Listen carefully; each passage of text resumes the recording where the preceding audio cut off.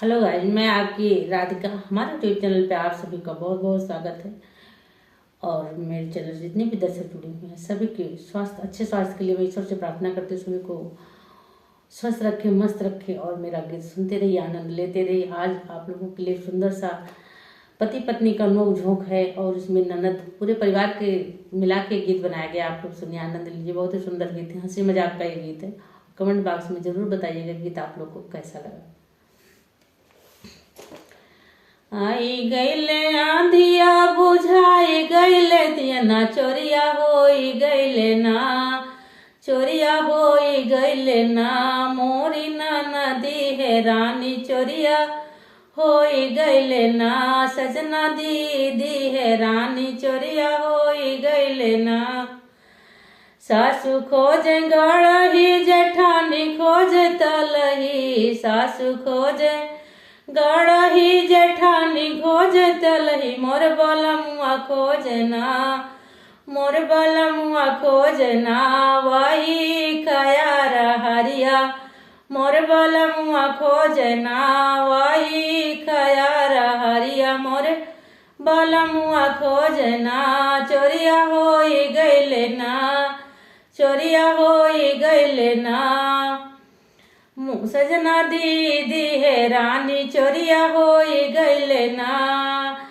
आई गईले आंधिया बुझाई गईले दिया चोरिया होई गईले ना। मोरी ना नदी है रानी चोरिया होई गईले ना। सासू खोजे खेतवा जेठानी खाली हनवा मोर बलमुआ खोजे ना, मोर बलमुआ खोजे ना। ओही मलिया बीस तरवा मोर बलमुआ खोजे ना। वही मलिया बीस तरवा मोर बलमुआ खोजे ना।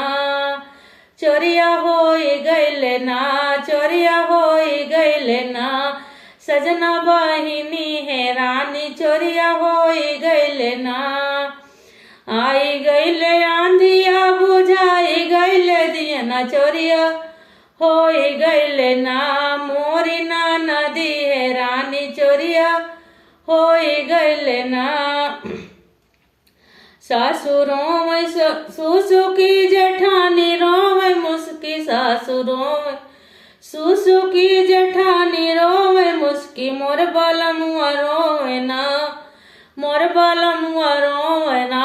हथवा धरी के कपरवा मोर बलमुआ रोवे ना।